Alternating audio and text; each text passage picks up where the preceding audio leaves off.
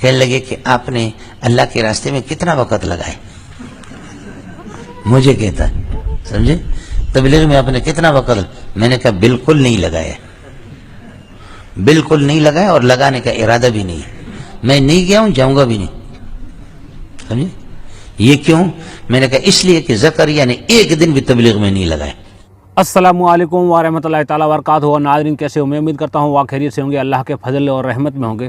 ناظرین جو مولانا سعد پر جو فتویٰ لگا ہے دیوبند کی طرف سے اور جو لگتا جا رہا ہے اور لگا رہے ہیں، بہت سارے لوگ تبلیغ میں نکل کر کے جو دیوبند میں جا رہے ہیں اور جو مولانا سعد کو کافر تک یہ کہہ رہے ہیں دیوبند والے، لیکن اس کی وجہ کیا ہے وہ وجہ نہیں بتا رہے ہیں، لیکن اس کا بہت تھوڑا جو ہوتا ہے چھوٹا کفر ہوتا ہے وہ بتاتے ہیں۔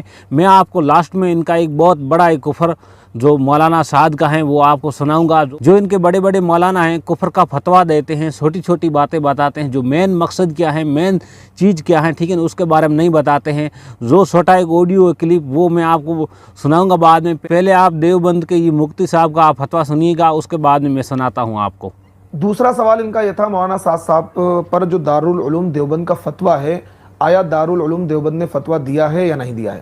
دیکھیں میں یہاں پر اس بات کی بھی وضاحت کرنا چاہتا ہوں کہ دارالعلوم دیوبند نے مولانا سعد صاحب پر گمراہی کا فتویٰ دیا ہے، اور دارالعلوم دیوبند نے یہ بات کہی ہے کہ مولانا سعد صاحب کے جو نظریات ہیں وہ اہل سنت والجماعت سے خارج ہیں، اور وہ جس طرح کی تشریح قرآن حدیث کی کر رہے ہیں، اہل سنت والجماعت کے علماء نے کبھی بھی ایسی تشریح قرآن حدیث کی نہیں کری ہے۔ وہ اپنا ایک الگ نظریہ قائم کر رہے ہیں، اسی وجہ سے ایک ان کے ماننے والے جو لوگ ہیں انہوں نے ایک فرقے کی شکل اختیار کر لی ہے اور فرقہ ایک بن چکا ہے۔ تو دیکھیں دارالعلوم دیوبند کا مولانا سعد صاحب پر جو گمراہی کا فتویٰ ہے وہ یقیناً کل بھی تھا اور آج بھی ہے، ایک بات۔ دوسری بات یہ ہے بعض لوگ یہاں پر جھوٹ پھیلاتے ہیں، وہ لوگ یہ کہتے ہیں کہ مولانا سعد پر دارالعلوم دیوبند نے کوئی گمراہی کا فتویٰ نہیں دیا۔ تو آج میں ان لوگوں کو ایکسپوز کرنا چاہتا ہوں کہ آپ کی یہ بات بالکل جھوٹ ہے، دارالعلوم دیوبند نے مولانا سعد پر گمراہی کا فتویٰ دیا ہے، ایک بات۔ دوسری بات یہ ہے بعض لوگ فتوے کو تو تسلیم کر لیتے ہیں لیکن یہ کہتے ہیں کہ مولانا سعد صاحب نے رجوع کر لیا ہے۔ ان کی یہ بات بھی غلط ہے، مولانا سعد صاحب نے رجوع نہیں کیا ہے، بلکہ جس وقت دارالعلوم دیوبند نے پہلے کیونکہ خط و کتابت ہوئی، دارالعلوم دیوبند نے کیا ہے خطوط کے ذریعے سے ان کو آگاہ کیا کہ یہ باتیں ہیں آپ ان سے رجوع کریں، تو انہوں نے ان باتوں کے ثبوت کے لیے الٹے سیدھے کیا ہیں حوالے دینے شروع کیے۔ پھر اس کے بعد دارالعلوم دیوبند سے علماء کرام کا ایک وفد گیا اور مولانا سعد صاحب سے ڈائریکٹلی بات بھی کری، اس میں مولانا ارشد مدنی بھی موجود تھے اور بھی علماء کرام موجود تھے، ان سے بالمشافہ بات چیت کری، لیکن وہ کیا ہے اپنی ہٹ درمی کے آگے انہوں نے کسی کی نہیں مانی۔ بعض لوگ یہ کہتے ہیں، مجھ سے بھی کہتے ہیں بھائی آپ اس طرح ویڈیو نہ بنائیں اور سوشل میڈیا پر یہ نہ کہیں، بلکہ مولانا سعد صاحب سے ڈائریکٹ جا کر ملے۔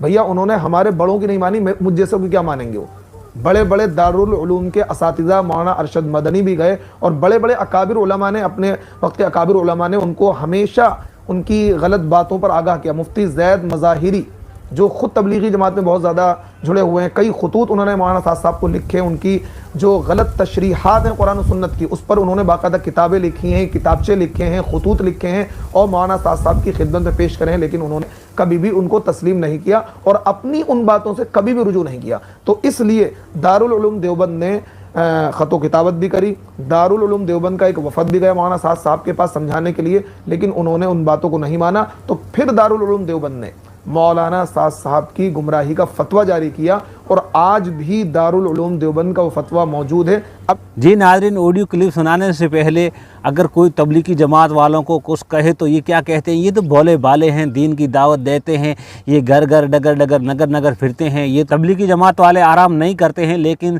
بستر ہوتا ہے جو تبلیغی جماعت کے جو کاندھا پر ہے نہیں، وہ 24 گھنٹہ آرام کرتے رہتے ہیں، یہ پھرتے رہتے ہیں۔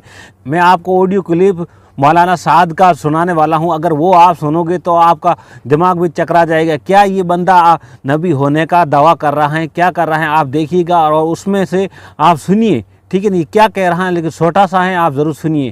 انبیاء اور صحابہ، میری بات توجہ چاہے گی بہت، اس زمانے کا مسلمان نہیں سمجھتا کہ ہمیں ملائکہ، انبیاء اور صحابہ ان تینوں قسموں سے بڑھ کر ایمان ہمیں دیا گیا تھا،